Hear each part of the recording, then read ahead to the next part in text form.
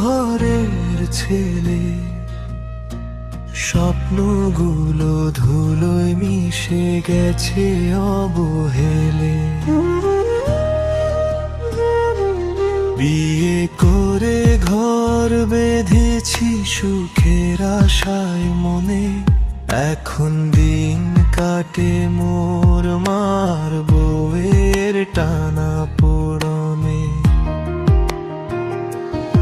একদিকে ওই জন্মদাত্রী তিলে তিলে গড়া মা, তার চোখেতে বিষাদ ভারী মুখ ফুটে।